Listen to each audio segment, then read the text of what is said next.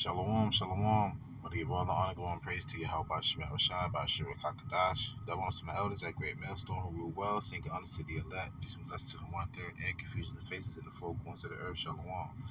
This video is going to be in response to how a so-called Chinese woman, who will be known as a Moabite in the Bible, is speaking against how so-called white man, woman, and child who are Edomites are saying how the world is blessed because of the inventions that are here, going back to them not making any account for our labor, so-called Negro, Latinos, and Native Americans, who heavily contributed to the modern day invention today. Just go online, look up blackinventors.com. And just because it says black inventors doesn't mean that there aren't northern tribes that's also inside that list. But nonetheless, though, I'm going to let her speak, and I'm going to make a few key points, and we're going to get right to the nooks and crannies of it all. Shalom.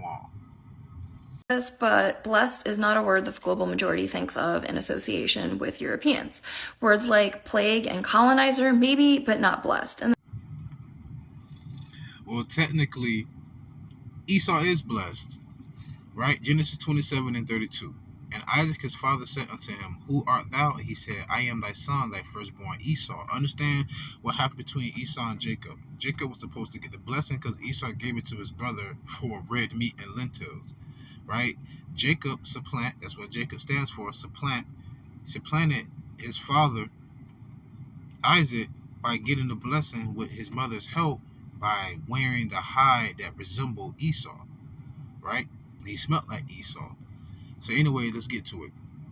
Verse 33, and Isaac trembled very exceedingly and said, where is he that hath taken venison and brought it me? And I have eaten of all before thou camest, and have blessed him. Yea, and he shall be blessed.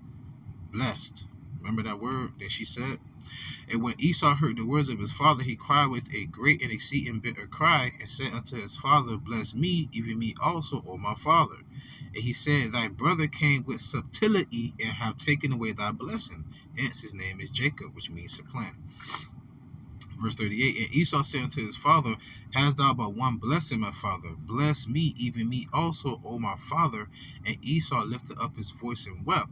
Now, this goes back to me saying, well, technically she was wrong, because Esau is blessed, but this is his blessing.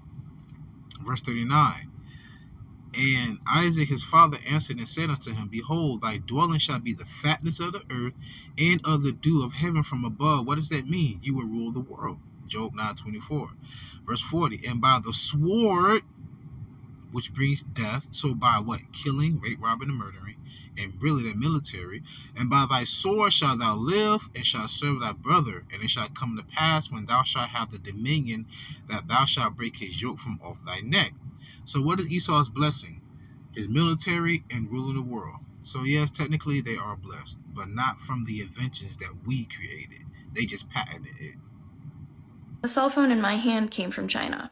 So I don't know if you're referencing Steve Jobs or Martin Cooper or the Finnish inventor who created the first pocket-sized telecommunication device in 1917, and you probably don't know either because your education system has left you terribly ignorant and without the critical thinking skills necessary to effectively gather information. Because you believe that most great inventions can be attributed to one white person, as opposed to recognizing that the patent system is how white people colonize intellectual property. You're right. We would not have cell phones if it wasn't for the creation of the gamma electrical cell by black inventor Henry T. Sampson. And most of our cell phones would not have microphones in them if it wasn't for the particular microphone that was created by black inventor James Edward West.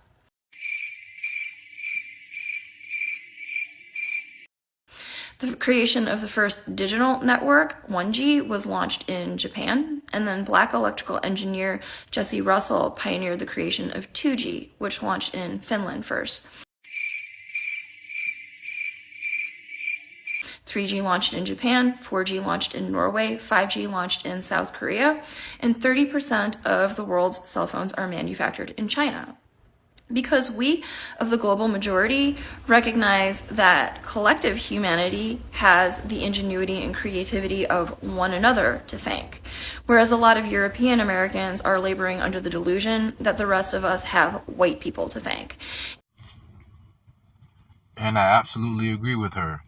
Now, I'm not going to sit here and make it seem as if Ammon, so-called Japanese, or the Moabites which would be the so-called Chinese, didn't contribute at all. Remember, those are actually Lot's children. Those are Abraham's his nephew's children, right? So nonetheless, though, yeah, they contributed, but it really stems back to the so-called white man Esau, Edom, being in the position they are globally because of us, the Hebrew Israelites, going into captivity, and they made no account of our labors, right? Wisdom of Solomon 5:1. Then shall the righteous man stand in great boldness before the face of such as have afflicted him and made no account of his labors.